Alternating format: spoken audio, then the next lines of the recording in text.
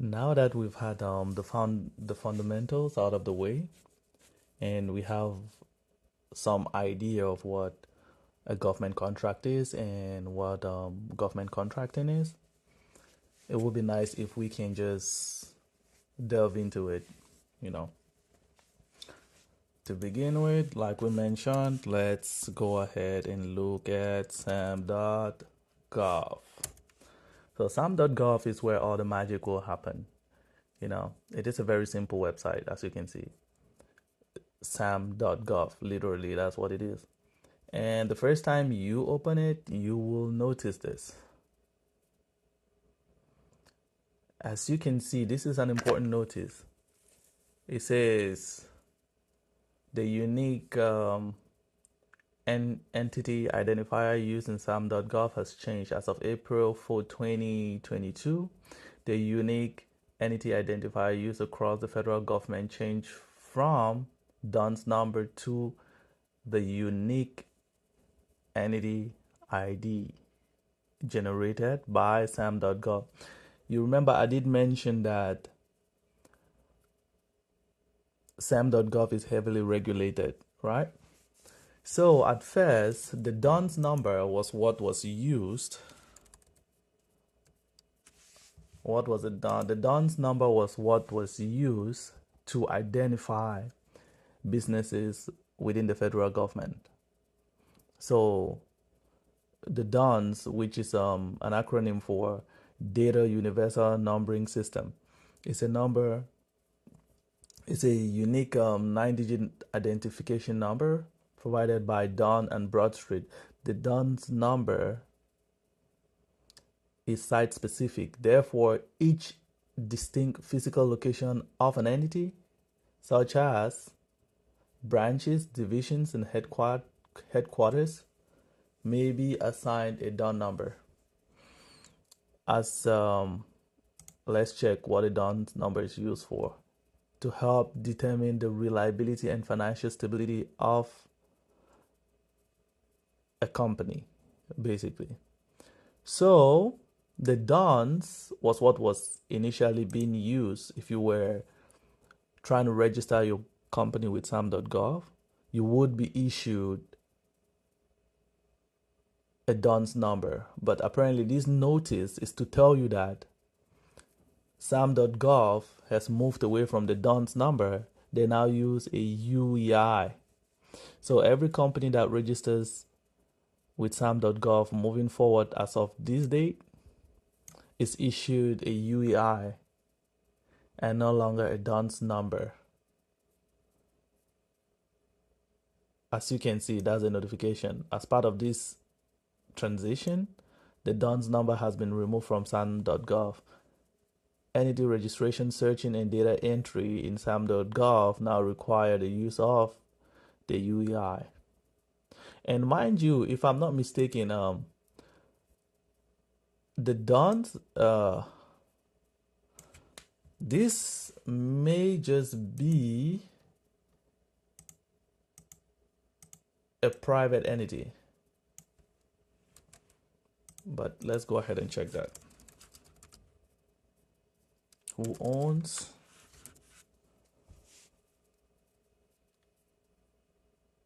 As you can, yes, it is a private entity.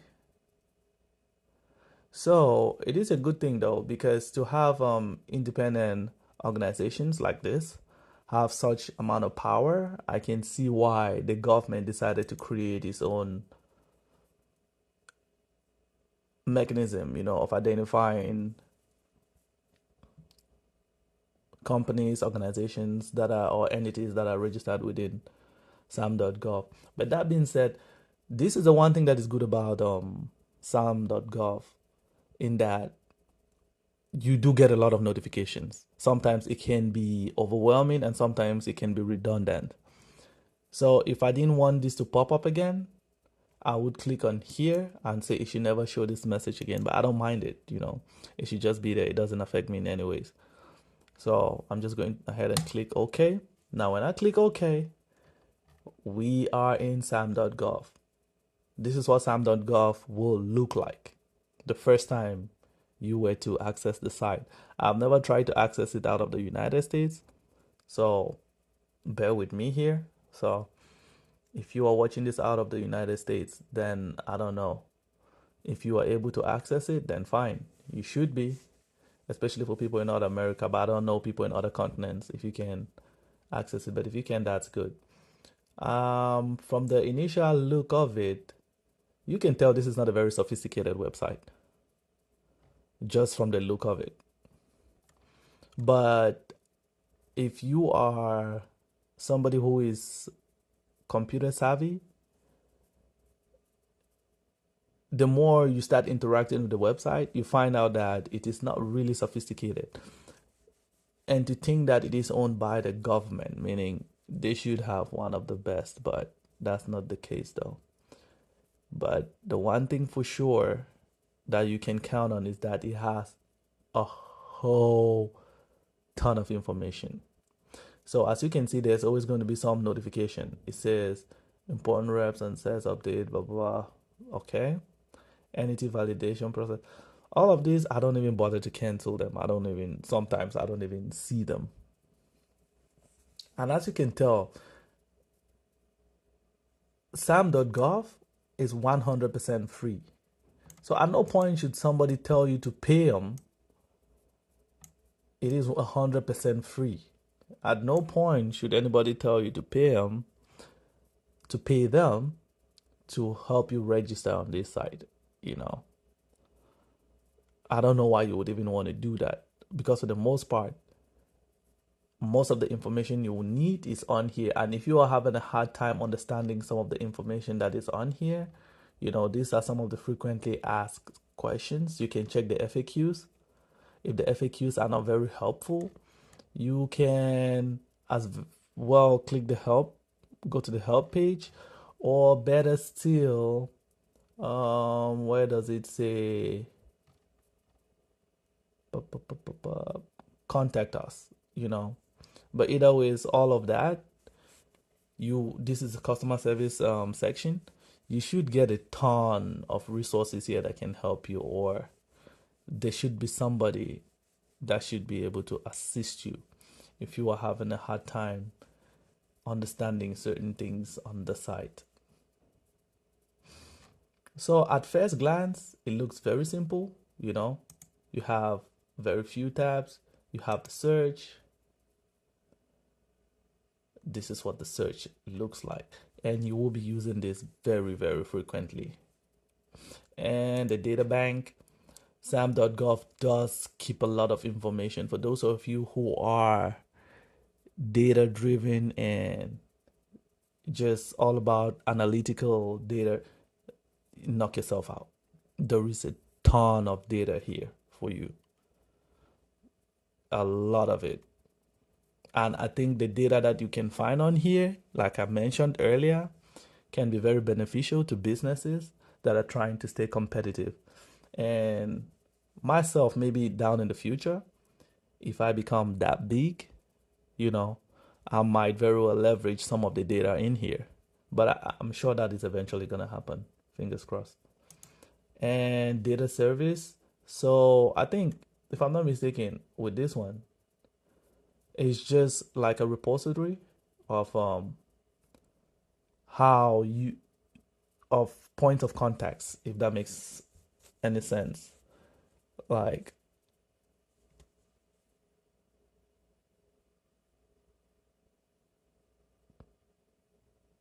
it's just a repository for everything in the site.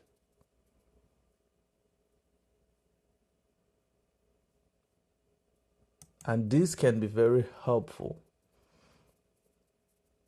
But let's go ahead and click on it and see what it says. Exactly. So this is just, I would say this is like an archive of everything on the site. So this actually is my first time just fumbling around it. For the most part, it's not been important. It's not been that important to me. I guess at some point it will. All right. So then we move down a little bit, and here what do you see? The official US government system for contract opportunities, contract data, wage determination, federal hierarchy, assistant listing, entity information, and entity reporting. So most times as a middleman, these are the three that are going to be helpful to you: the contract opportunities, contract data, and the entity information. When it comes to the entity information, it helps you know, for example, if you wanted to look up a company, if you have, say, the name of the company, you have their UEI, it will help you to look up the company. And if you were to pull up an entity, you get a ton of information on them. SAM.gov is a government website. It is very transparent. While it may hide the personal information of the point of contact for entities, it will show you, for the most part, most, if not all, of the contracts an entity has won, currently working on. I'm not sure if it shows you what they are currently bidding on. But once they get assigned, it becomes public. That is a public information. So SAM.gov is not a place where you come and keep secrets. So if you're a very secretive person, then this is the wrong place. Here they don't keep secrets. Yes, they may try to protect your personal contact information, but since only business entities can register for SAM.gov, they are going to make public the address of that business. If you are smart, you can see where a problem of the sort might arise.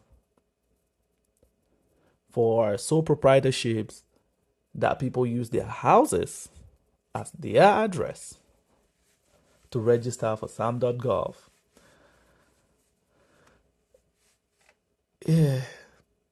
for the most part, nobody is coming on here to just be a creep anyways. So for the most part, you have nothing to worry about, but I'm just saying though. So on this other side, it says register your entity to get a unique entity identification. So if you were, say you were a business, you own a business in the United States currently, or maybe in North America, and you wanted to become a government contractor with the US federal government, then this is where you would start. You will click on get started, and for existing federal contractors, this is where you come and renew your entity right here. This is where you would do that. So all that good stuff. And you can check entity status. You can check also, like I mentioned, if you wanted to look at an entity, if they are still active, if they have an active UEI, this is where you would do that. This is where you would do that. And then if you now, this is what is critical too. If here, as you can see, if you already know what you're looking for, meaning if you have certain key information about specific opportunities, specific companies, like you have more information that are detailed, it helps you narrow down what your search is. You don't just do a broad search, then your search is going to be very targeted. This is where you would do that. You would come here, enter that information, and boom, you will be good. As you can see, you have you can tailor your search, based on listings, contract opportunities, entity information, federal hierarchy, or wage determination. The same things we found on here. This is just a drop down menu of it. But then here is if you have specific detailed information that can help you narrow, or that can help SAM.gov narrow down your search. Okay, so let's jump into it. We are here because of contract opportunities. Of course, as a federal contractor, this is what brings you to SAM.gov. It's not about getting a UEI, because your UEI is useless if you're not using it to bid for government contract. And that is the trick of it, because with the DONS number, the DONS number was very useful in and out of federal contracting. You could use your DONS number in a wide range of possibilities. Like, the uses weren't necessarily endless, but it had a wide range. However, with the UEI, since it is SAM.gov that is implementing this and instituting it, I want to believe it has its own limitations, which you can look that up at your own time, at your convenience. But I'm sure it has its limitations. Since it was just recently implemented, I don't know if it's useful out of SAM.gov. But that being said, let's go ahead and click on contracting or contract opportunities. So here, once you click on this page, you come in here, you do have a ton of information as well. That's a good thing about SAM.gov. So much information, but not very sophisticated. So these are contract opportunities. So it says federal users, if you already have an account, which I do, this is where you would click.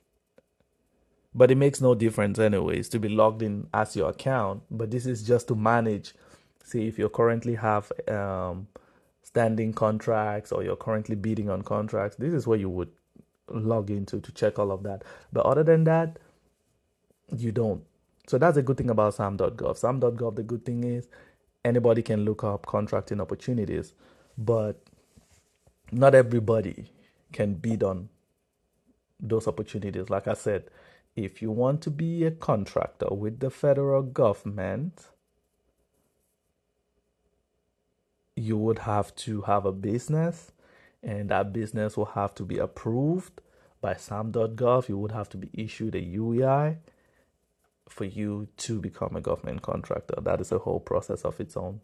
Maybe sometime we're going to delve into that, but if you were to search the internet, I'm sure you would see a ton of resources on how to go about doing that. Okay, but since we have all that down, search opportunity. So you see this example right here. This format you see. This is a format for a solicitation. This is like a solicitation ID. And we will be seeing that in a bit. Show actively only. Okay. All right. Do I need user account? Anyone, like I was saying, anyone may search contract opportunities. A user account lets you save searches, follow change to opportunities, and join interested vendor list. So like I said, anybody can come on here and search. Search is free. Bidding is free, but you have to be registered. That's the difference. Here again, we still have a lot of resources to help you in case you have a problem or you have problems navigating SAM.gov. They are very good at that. Believe me, just reach out. I told you. What did I tell you? SAM.gov, look at a whole resource just for small businesses. You didn't see for large businesses, did you? Small businesses, all just to help small businesses. This is a backbone for small businesses. It's a pity and it's a shame there is not a lot of advertisement that goes into this to help small businesses, but I'm sure if a lot of small businesses were aware of it and they found out how it works, they can leverage it and it would really help them out. But like they say, information is key in any sector you find yourself. So information is power. Connect to data services, go to public contact opportunities, API. Yeah, so for the IT savvy folks, you can have an API. For example, if down the line my operation becomes so big, I no longer want to be coming to SAM.gov directly to check how my entity is doing. I can generate an API within SAM.gov. And when I generate that API, it can give me access to my profile, my entity's profile, without necessarily logging into SAM.gov. That way I don't have to come here to check how my entity is doing. I can check that using the API, just tunneling. All right. We have seen that. What else? What else? What else do we have?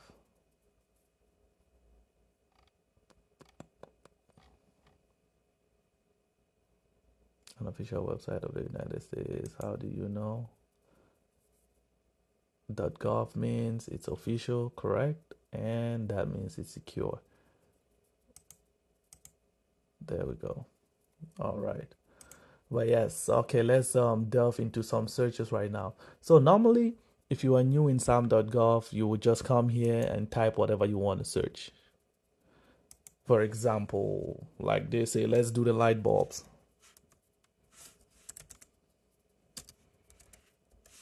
Literally, SAM.gov sells. You can sell anything to the government. You remember that those digits I told you about? You see, that is a notice ID. So that's why in the initial page, booyah. When you come here, it says you know exactly what you're looking for. Do you know exactly what you're looking for? This will be a good time to demonstrate that. If I have this number for this opportunity, right?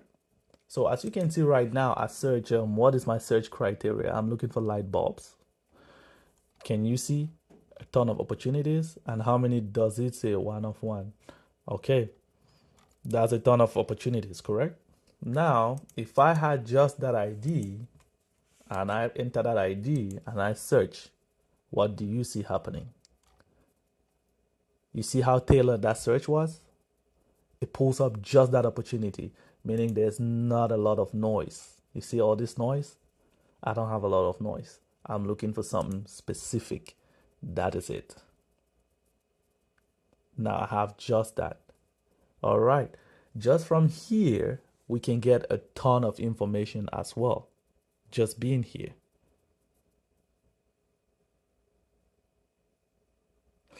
Firstly, it says Grassy Pond Cabins, Grassy Ponds Cabin.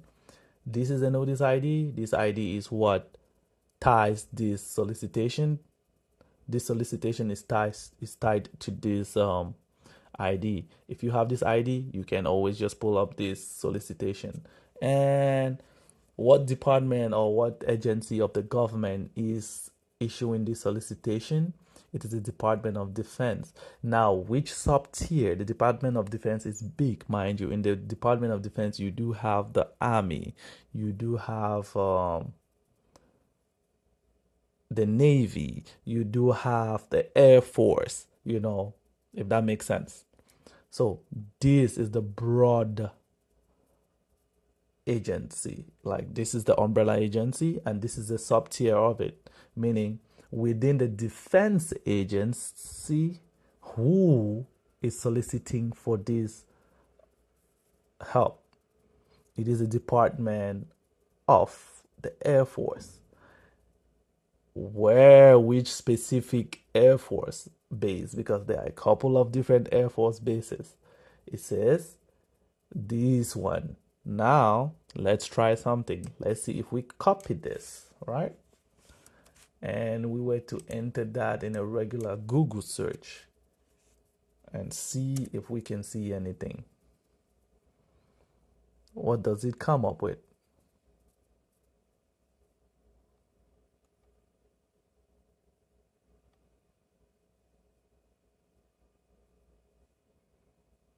Are you seeing? There is something about this naming criteria that can pull up a lot of information. But you see, the first thing it did was it's taking us to the federal procurement database. And it is showing us a couple of other past contracts that this same Air Force base has posted in the past. And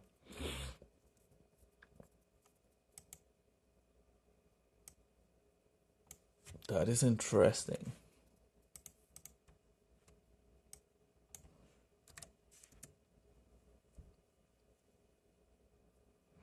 All right. The U.S. Department of Defense, Air Force, Newport News, Virginia. Can you see that? Can you see that? So nothing on the SAM.gov website is just for fancy.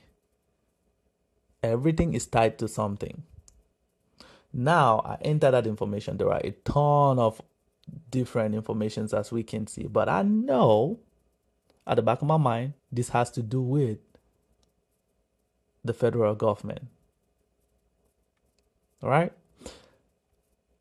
So immediately when I see this, I know this is what I'm looking for. Let's go back to that opportunity. All right. And at the top right end of it, what do you have? We have the current date offered due, meaning this is the last date they are accepting any bids for this solicitation. Or rather, my bad. This is the day this, yes, current date offers due. Yep, this is the last day they are accepting any offers. But as you can see within this, it is telling you, can you see how very detailed it is? It is telling you this offer was published on the 13th of March. Today is the 20th, meaning 7 days ago, this solicitation went live. It was updated on the same day.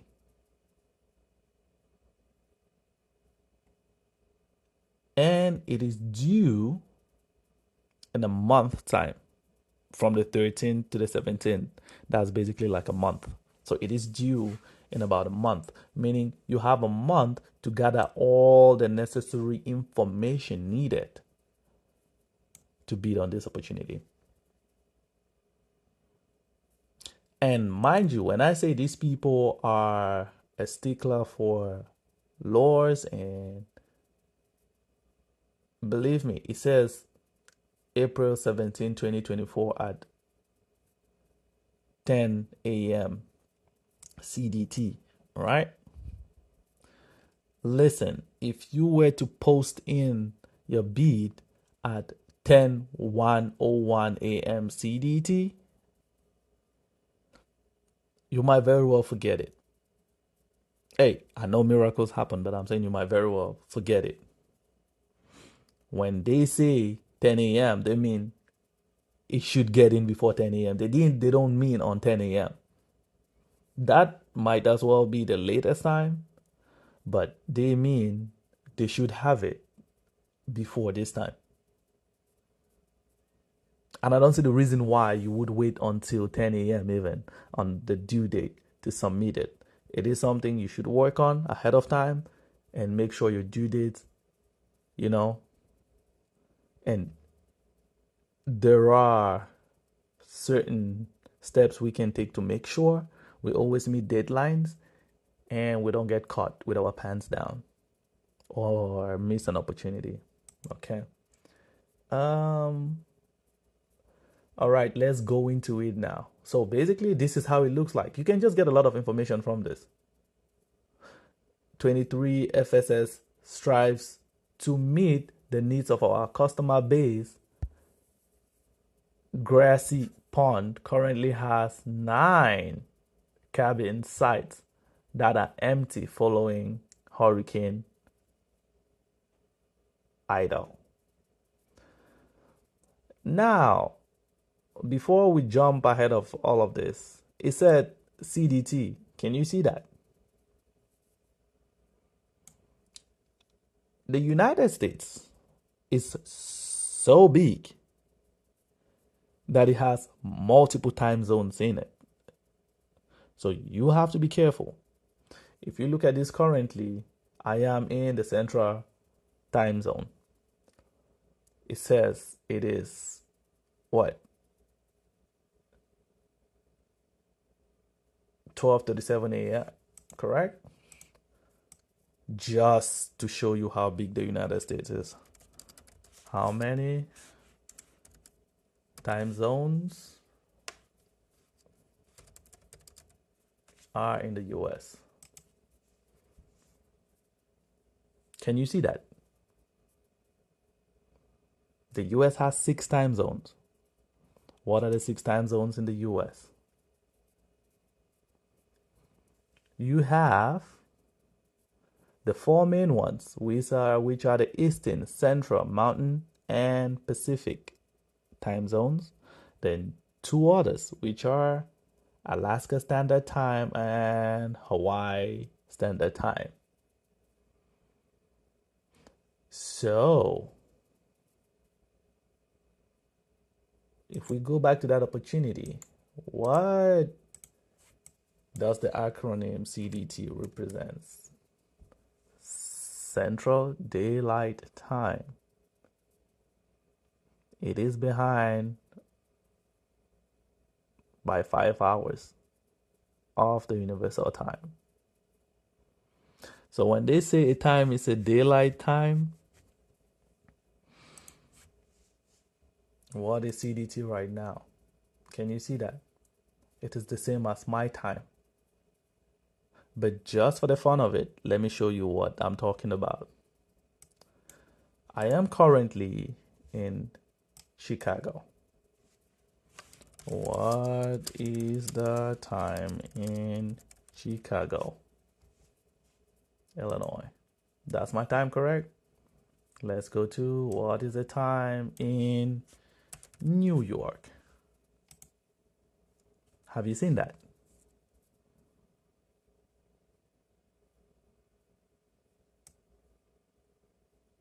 East Coast, Eastern Daylight Time. So New York is an hour ahead of Chicago, Illinois. Now let's check what the time is in California. Booyah. Pacific daytime. Can you see that? So New York is 3 hours ahead of California. Chicago is 2 hours ahead of Cali.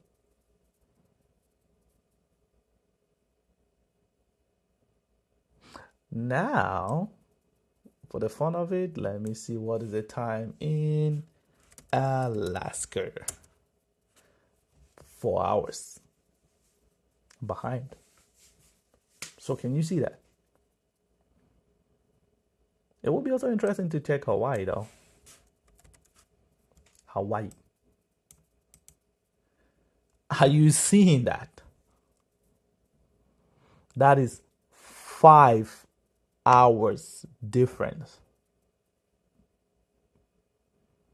So, mind you, when you are looking at an opportunity, you have to pay keen attention to the time.